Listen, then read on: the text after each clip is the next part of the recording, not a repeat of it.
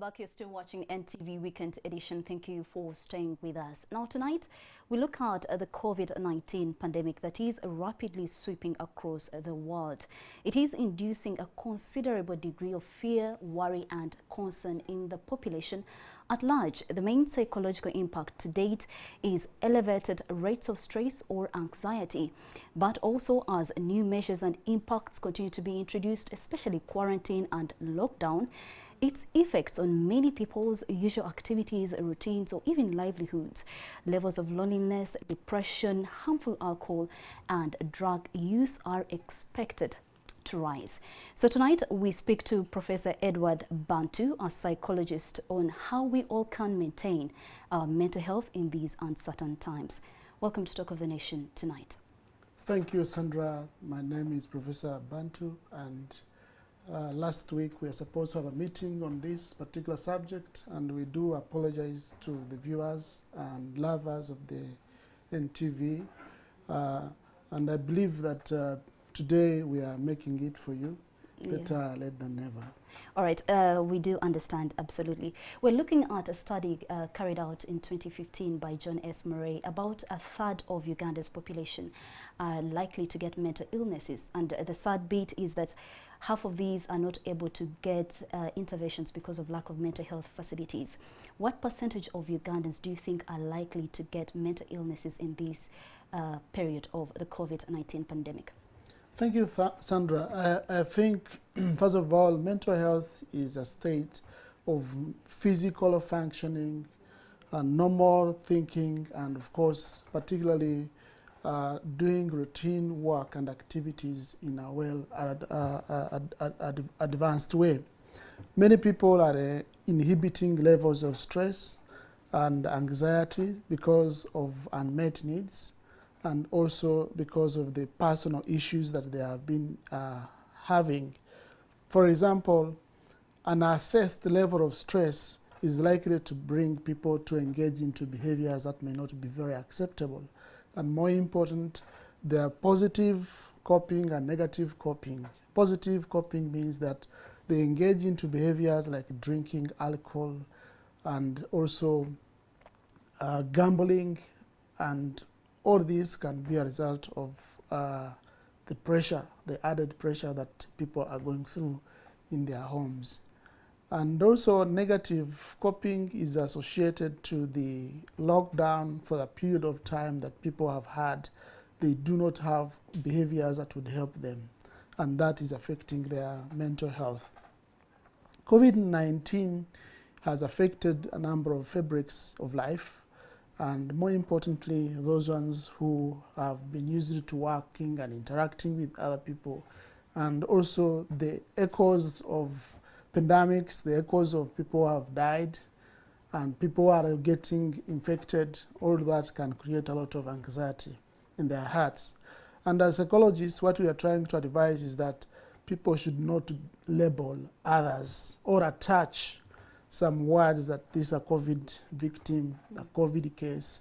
Our advice to the general public is that they should be able to accept them because they have not done anything bad to be able to have those conditions. And also, we also need to protect ourselves and be able to keep the directives that the government has given, and also the Ministry of Health. Well, Mr. Bantu, we know that anxiety is one of the conditions that may lead to mental illnesses. Considering the different challenges, for instance, like uncertain job future, inability to provide for the family, a sick relative like you already mentioned, what are some of the tips that people watching us tonight can put in place or can use to effectively maintain their mental health? One of the most important things that we could advise at this level is to have a set of mind change about what is happening. For example, there are people who have been salaried and there are those who are not salaried. The employment rate in Uganda is relatively higher, and therefore would like to advise members that whatever they have should be spent within their means, and they should be very careful in terms of spending, because if you don't have, it creates more stress, it creates more anger. You begin to have a low self-esteem about yourself, and you have a very bad picture about yourself. In fact, most of the people feel guilty about what is happening and why these conditions are really happening to them. We have devised means, especially for those who are at home. We would, one of the things that we have advised is that they should be able to practice what we call horticultural therapy. Horticultural therapy envisages people to engage themselves into activities of gardening, rearing of animals, and even being honest to themselves and have special talks with the children at home. Another thing that we have advised is that individuals must be responsible for the acts that they do. Many times, most of the people, they get angry, they get aggressive behavior, and they start really venting out the anger that they have inhibited. So we are advising them, once such a kind of thing happens, it is good to take a mirror and check yourself. I always give experiences of the Bible for Bible readers. In the book of John chapter 3, there is a story of Nicodemus. When he had a lot of problems, he had to seek help so that he can be able, he went during the midnight in John chapter 3, and he was able to share with Jesus, and they talked one-on-one. Basically, we would advise that there should be encouragement of online counseling, because you cannot easily be able to meet individuals at that spur of the moment. In John chapter 4, there was a story of a woman who was very lonely. He was alone, and he didn't know what to do. So you could see these evidences by the way she would do work on her own. She would just go to the well and start fetching water at an odd time. That means she had inhibited levels of stress, loneliness, anxiety, name them. In chapter 5 of Matthew, you know that blessed are the ones who always keep the word of the Lord.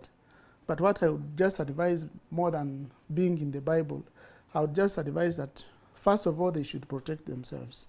They should be able to observe the directives of washing hands. They should be able to observe the directives of social distance, because all that creates anxiety, because you have been used to friends, you've been used to colleagues, and now you're asked to stay apart from them. So they need. So in the meantime, while they stay alone, while we stay alone in our homes, what can we do? Just briefly, what can we do to keep ourselves occupied and keep our mental health stable? One of the ways that we can use when we are at home, we should be able to listen to music. We should be able to do some exercises, and we should be able to reflect on what has happened. And also limit ourselves on the number of information that we get from media, so that it doesn't evoke the anger and the emotion that we always have. All right. Yeah. Thank you so much for coming through to our studios tonight once again and taking us through some of the things we can do to keep our mental health stable in these uncertain times. For you who's watching us at home, you could also share with us on our social media platforms what you're doing to keep yourself mentally healthy during these uncertain times of the COVID-19 pandemic. Remember, you can always listen to music, like he said, a psychologist just said, and also occupy your mind with positive thoughts and all the things that keep you looking at life from a positive perspective. Thank you for joining us on Talk of the Nation. Keep it NTV Weekend Edition.